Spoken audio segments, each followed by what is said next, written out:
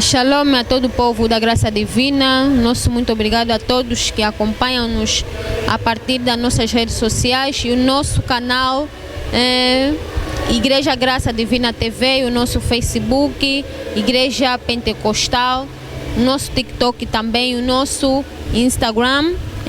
Prometemos que voltaríamos e voltamos com emissão. Nosso profeta bem-vindo Jimmy, nós que estamos a aprender acerca da 7ª estrela. O culto de hoje foi um bocado diferente porque teve linha de oração depois do culto, por isso é que demoramos um pouco para voltar com a nossa emissão. Shalom, profeta bem-vindo Jimmy. Shalom, irmã Teresa. Shalom, Mamadou. Shalom.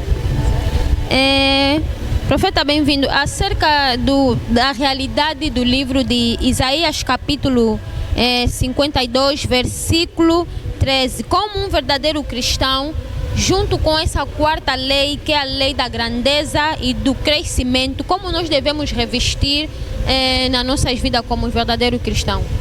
Obrigado pela essa questão. Acerca de 4ª lei. Lei está bem mundo. Aqui no mundo, a casa tem lei, rua tem lei, escola tem lei, trabalho tem lei.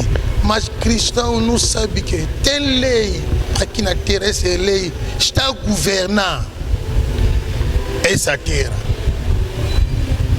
Esse ensinamento acerca de 2 leis, mas eu vou explicar só 6 leis. 6 também vou explicar 2026 ou 2027.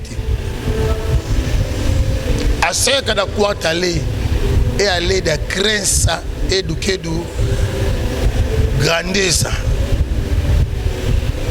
Como uma pessoa pode viver esse tipo de vida aqui na terra?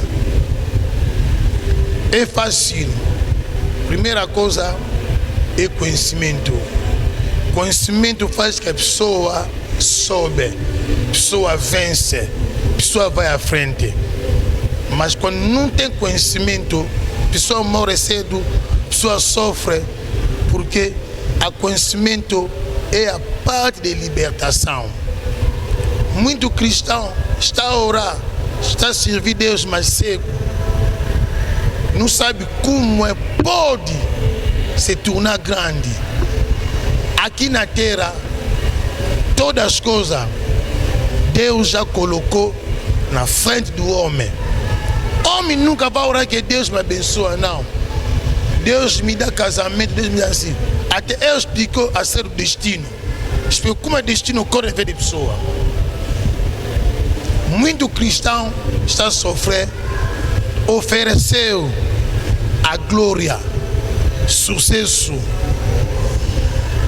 a grandeza no quimbandeiro, satanista, senso oculto.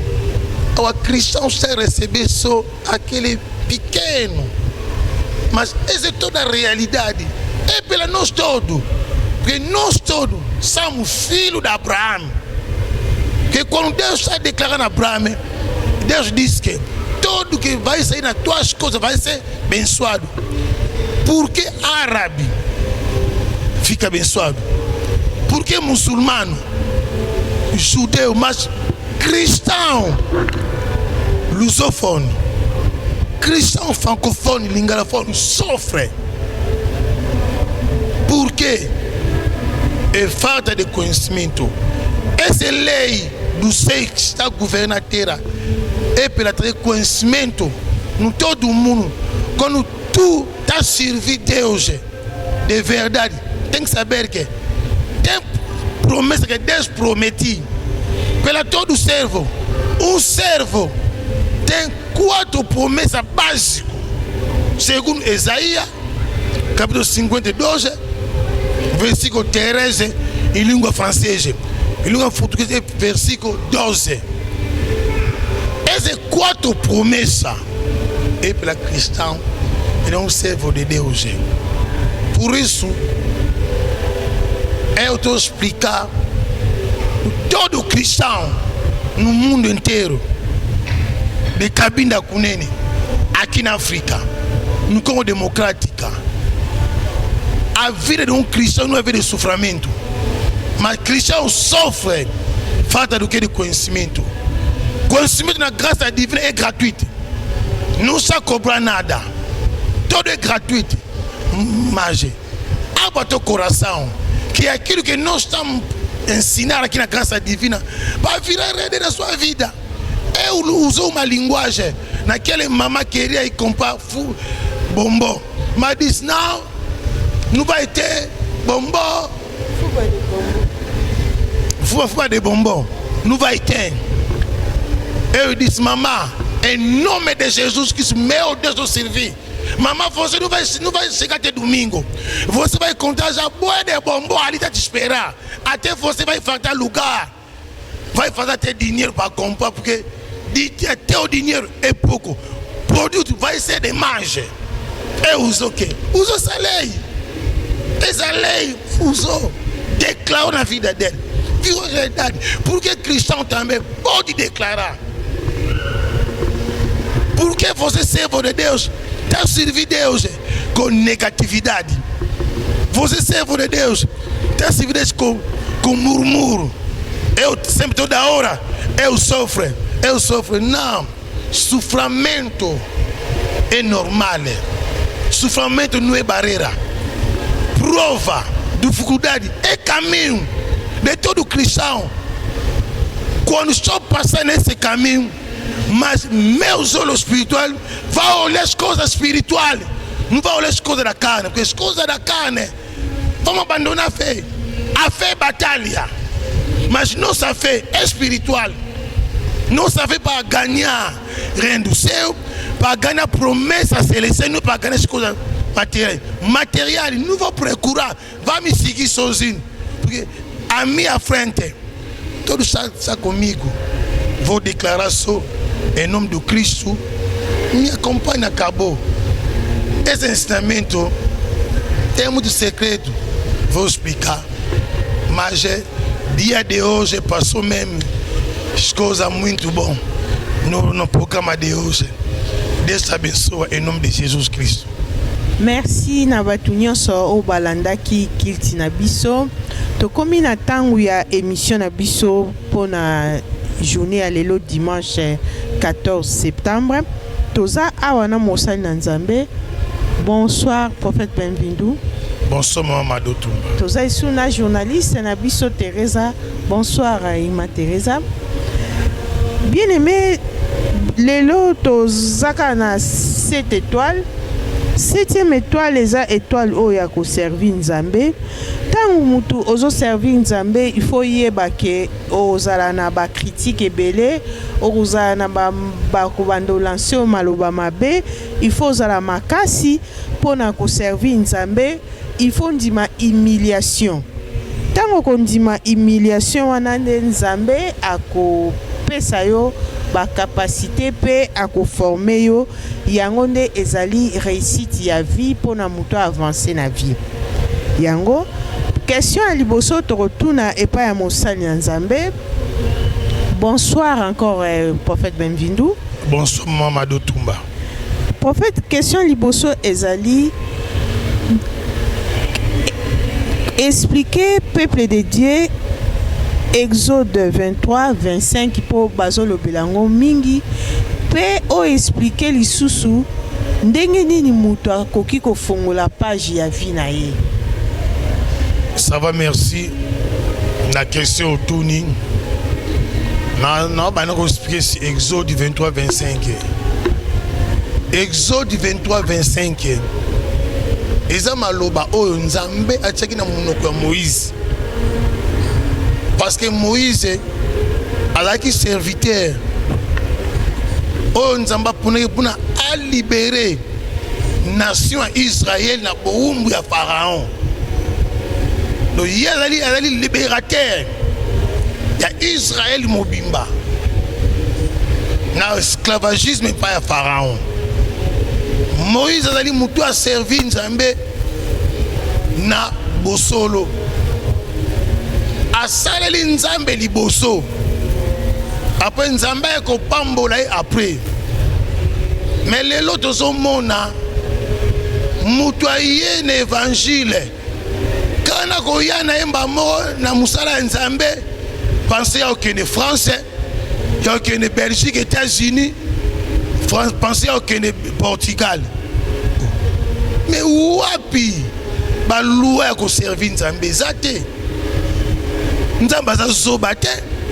Tabandeko tozokomisa nzambe aza zoba te. Yango somona bolimbisa na loba vérité ba passer le loba kufa trop jeune ba passer 20 ans 30 ans 40 ans. C'est difficile pour passer à kufi 70 ans parce que besoin na lokoso bozo kwa envier yaka o servir nzambe liboso. Mais comment yo lingo buka oyo lonité yo lingo buka oloni le côté lingo buka même na banque yango bakento okenozo mbongo yo bombisa kindozwa yo bombisa le côté lingo buka pour nini oreto ya to servir dans nzambe liboso to lobité nzambe pambola biso kaka nzambe pesa nzambe azoba te yango bazo servir na ba loge ba mama sukola ngai na bonganga parce que besoin ki moyibi musala nzambe fo futa prix po payer prix liboso sima ko futa prix ndo buki il faut sala no liboso servir nzambe lokola Moïse asali nzambe liboso pe sima yo buka. Donc serviteur nyonso servir nzambe liboso na domaine oyo zali servir nzambe liboso cause la récompense c'est pas bato mokilité parce qu'il faut payer offrande, il faut payer action de grâce, il faut pas mbola rabatu on laisse rababola on laisse pauvre, il faut payer rabadim, il faut s'aimer, il faut s'aimer pasteur et ça rate yo ba pesa yo non yo faut pas s'aimer de membres belé oh le na confusion na musala ya nzambe nyonso mona église francophone église lusophone eza chaos so église lingalophone ba yeba trop mais ba résultat na bango saka ba scandale ki muyibi escroquerie mabe toujours comprendre nzambe au contraire. Mais David Lobiango, salana no volonté nzambe a peut so motono lingi. Donc Seigneur Sungayo, yo servi dans liboso. So ba servi na yo zo yo 15 à 10 andima. Neti yangezo ki ta ebele o. Mais na ndima ki nyonso. Tinza masani abandi ko futa ngai. Azofuta ndenga azofutela ngai na obisha nzambe te. Ndenga azomenda na zokendele. Na mvia ka mutu te. Envia église batute na sepra on nzamba zo pesa ngai kombo ne kumba mana bombo inanga page ya livre ya bombo inayo ofungola ngonde nini ofungola yango premièrement nzamba pesi mutu pouvoir na maloba ndeko maloba nini oyo lobaka ngana lembi na ngai ngana ki mokili oyo ngana tala ka baninga na pina cheba document bazwa na musala te na cheba te ngai makila bololo ngana sai do ndeko yo komisa bandoke bando bakoma supérieur ya nzambe ya ozomuna maloba na yo moko ekanga page ya vie na yo bakokanga ngona kindoki bakanga page ya mama na yo tu ba parents bakanga page ya kokona les olanda yo nde délivrance no to sa siko mambo sama délivrance ça bakanga page ya mama ale bakay elandi bebana mais to prier malobo zo déclarer parce que bible lobi nini o kanga na se likolo ekangami o ko fungula na se likolo efungami e zo fungula page ya vie na yo ko fungula on a miso yo te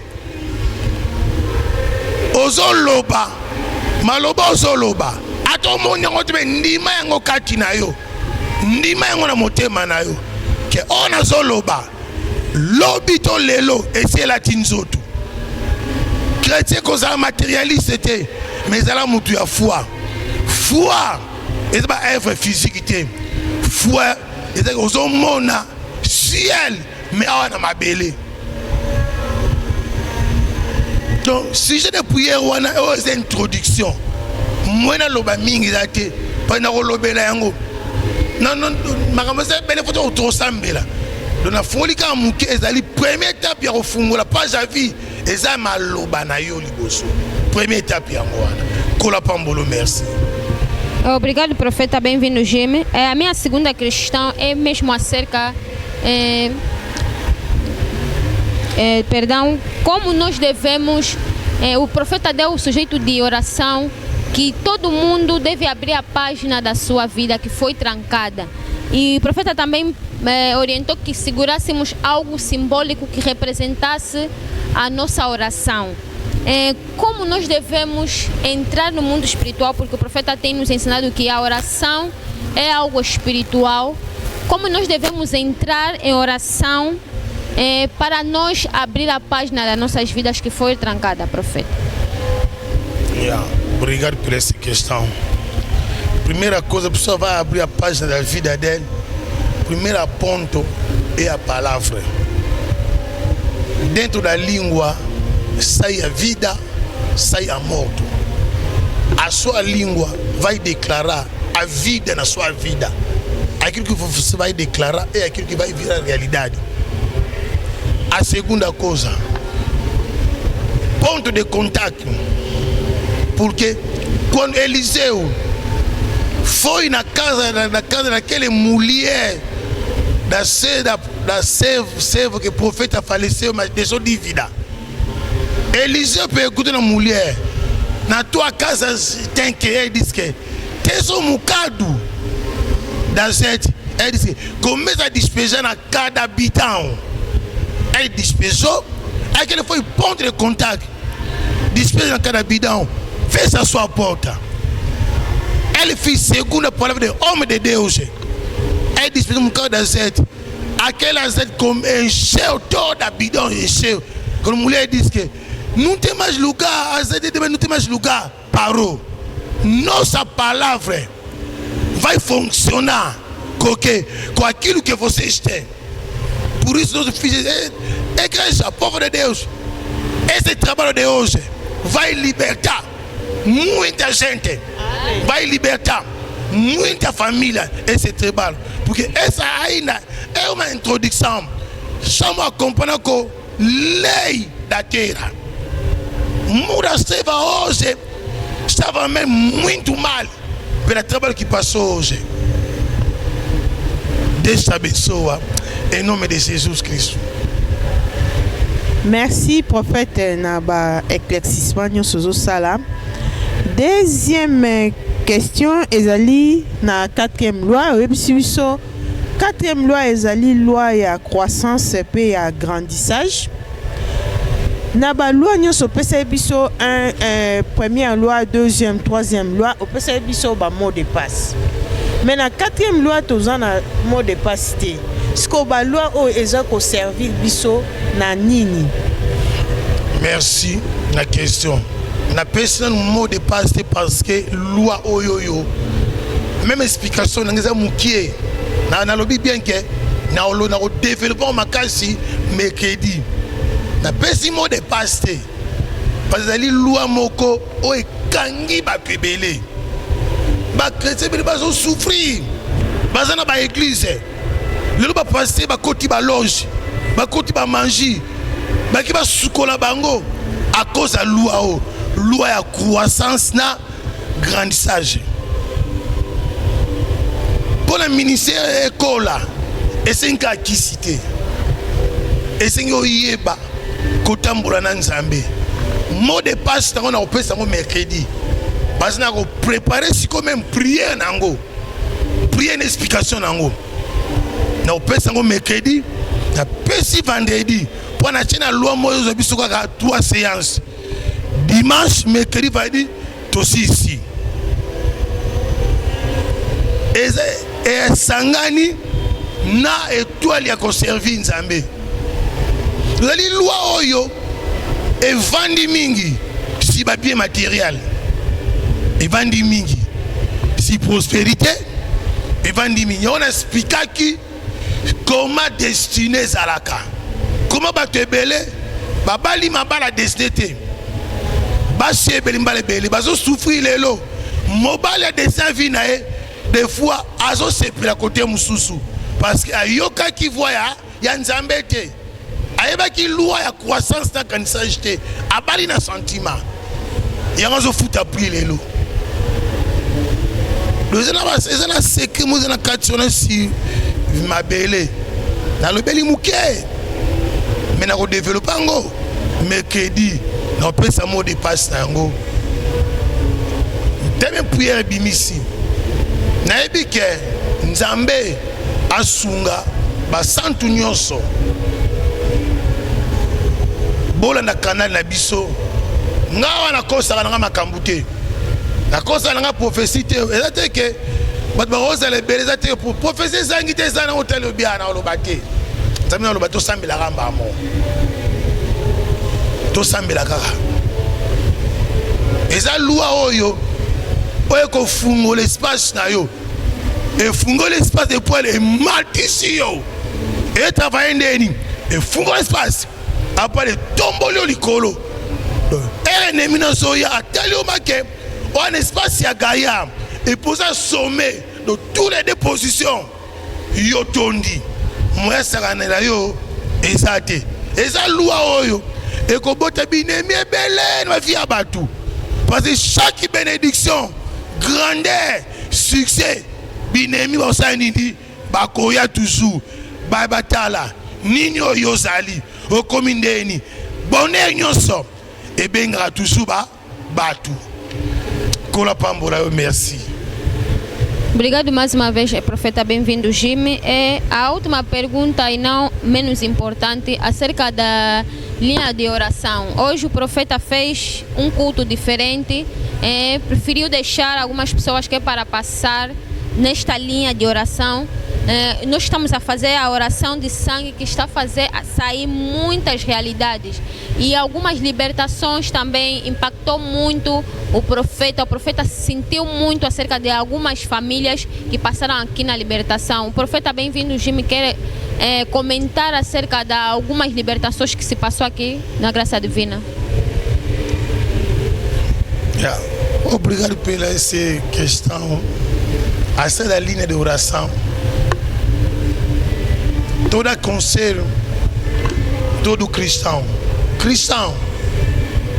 quando teu inimigo vai, teu inimigo morre, não pensa que na maneira ele morre, combate acabou, não, combate piorou mais, porque quando ele morre, ele vai virar mais poderoso, mais que estava no mundo. A morte é corpo que morreu, mas o espírito está a trabalhar. Por isso, todo cristão controla a sua língua, controla a sua caminhada. Cristão controla quem você vai casar com ele. Que tem casamento você entrou no problema, no fogo. Olha que passou. Pessoa já falou sobre pessoa maldição. Ele maldição família.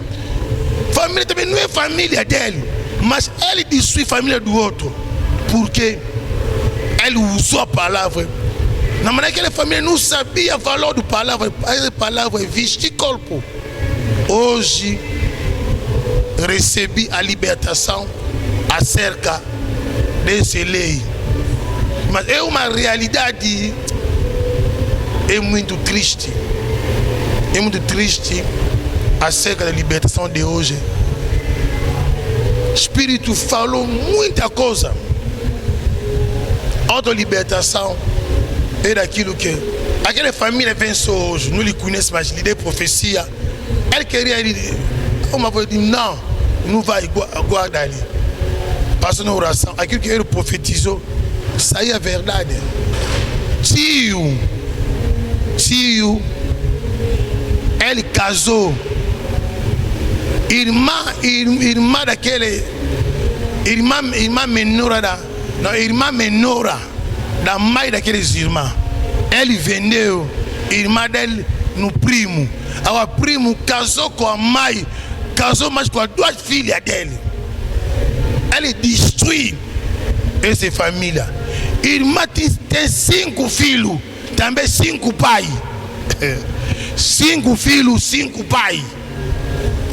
Olha aí na mundo das trevas, na manata destruir a vida de muita gente. Irmão, acompanha a graça divina. Graça divina, tem coisas que você vai descobrir a sua realidade. Acompanhe esse ministério. Aqui não é mentira, aqui é realidade. Deus te abençoe em nome de Jesus Cristo. Merci, prophète Benvindo. Question à souka pour nato kabwanana peuple de Dieu. Namoni délivrance eleka ki ezaki délivrance à ba famille, ezaki na ba famille nyonso eza délivrance ya makila. Ozolobela mingi si makila. Délivrance nini oyo yomo na ndenge sali oyo frappé au makasi oyo ko expliquer peuple de Dieu. Non, pour la délivrance c'est l'église qui makasi oh esprit et loba makambo la kila ba famille bloquer famille avec makasi la délivrance aux familles mutumora famille bala mama bana ba nemi balé na ndia kindoki na délivrance ba yaba ba Victoria ya ndako ba vandaka pa ndako na fona kekuna fona sala na sala défi na démon wana na sorcier wana o akanga bona lupango wana fona koma lupango wana nde nzambe orienté to nyonso elekeza ki makasi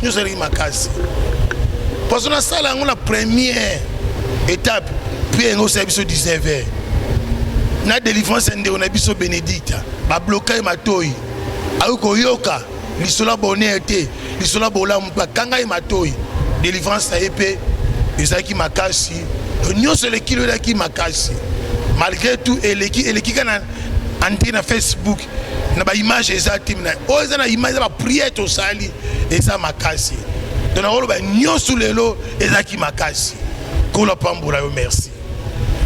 Obrigado, profeta, bem-vindo, Jimmy, por tirar o tempo do profeta, apesar do cansaço por causa da linha de oração, mas tirou mais um tempo que é para responder às nossas questões, para fazermos acontecer a nossa emissão. Obrigada, profeta, bem-vindo, Jimmy. Deus abençoe também, irmã Teresa, pelo grande sacrifício que você está fazendo pela obra de Deus. Abençoe também sua casa, sua família, em nome de Jesus Cristo. Amém. Obrigada também a nossa mamãe do Tumba. Obrigado também a todos que acompanham o nosso Ministério Graça Divina a partir das nossas redes sociais, os irmãos que nos acompanham a partir daqui de Angola, Luanda, os irmãos também que nos acompanham fora do país. Muito obrigado a vocês. O nosso ministério que se encontra em Angola, Luanda, no Golfe 1, na Rua Direita para quem vai, no Avô Cumbe, a segunda entrada do campo da 14. Nós também temos nosso culto às quartas-feiras e às sextas-feiras, das 16 às 19 horas. Acompanhem esse ministério, subscrevam mais no nosso canal, partilhem para que todo mundo possa beneficiar daqueles que nós estamos a beneficiar aqui dentro do ministério e pelos conhecimentos também que nós estamos a receber nesse ministério. Obrigada a todas as famílias que acompanham e apoiam também esse ministério Graça Divina. Obrigada também à nossa área da mídia, a área do som, da imagem, os cameramans, todos que fazem acontecer então a nossa emissão. Temos a nossa irmã Godelina, que está na nossa câmera do YouTube. A irmã Teresa também está na outra câmera do YouTube. E o nosso irmão Joel, que está na nossa câmera do Facebook. A todos vocês, muito obrigado. Nos encontraremos no nosso culto da quarta-feira às 16 às 19 horas. Merci na prophète Benvindo na batanae bien-aimé prophète Benvindu eza commentaire te asalaka mingi aza penza na 7e étoile ndenge tozolobela étoile ya koservi nzambe abandaki na 0 heure siko azosambelaka ata na ye ezipasaka nyonso na mosala ya nzambe yango tozopesa ye merci na bato balandi biso bomonaki ebanda depuis ntongo ti siko azaka nani yango tozopesa lisusu merci prophète na batan nyonso ozopesa mpo na peuple de Dieu bacomprendre maloba na nzambe. Merci na bino mpe kola pambola yo na sacrifice ya koexpose temps énergie eza facile te na mosala oyo ya mosala makasi moto akomona olibana defandi mosala mwa moke me so abengi oko tosala mosala oyo osakrifie nzoto na okoka te lo eza facile te kola pambola libota na apambola mpe bana na yo na kombo na Yesu Kristo. Amen. Merci na bato nyonso oyo balandi biso na libanda bato nyonso oyo baza libanda ya mboka. Merci na bino nyonso oyo bazo soutenir Grâce Divine. Kilt na biso ya semaine ezalaka mercredi na 16h ti 19h kilt ya prophétie. Vendredi na 16h ti 19h eza kilt ya délivrance. Bien-aimé bozanga te kilt ya semaine yango nde epesaka résultat ya kilt ya dimanche pona o préparer déjà kilt no de mercredi vendredi dimanche ozwa ba résultat ya malamu. Merci na staff na biso o bazosala biso bino bozomota te. Merci na sœur Godeline, merci na frère Joël Tumba, merci na sœur Teresa, merci na bata na bino nyonso bozo kosala pona batu bamona ba image na biso. Toza siège na biso eza en Angola na Luanda na rue 13 numéro 295 bar A na Golf 1. Numéro ya mosali na Nzambe ezali plus 244 922 07 86 76. Numéro wana esaka 24/24. Soko bengi mosali na Nzambe okozwa ye mpona koexplike baka spirituel ntango tozoloba baka spirituel oyo eza bamaladi oyo soki okei pa docteur amoni te esengaka loboko na Nzambe mpona ozwa guérison ya malade. Distance eza barrière te kohésite te obengi olobika na yo partout dans le monde eza na Amérique, Canada, Europe, Afrique, Asie, partout oyo komona na Facebook ke ligne na biso ekweleli yo na TikTok, na Facebook, na Instagram kohésite te obenga mosali na Nzambe po ozwa omona loboko na Nzambe. Merci. Tokuta na mercredi na kilti na biso mercredi so Jésus Christ azongi te. Ciao.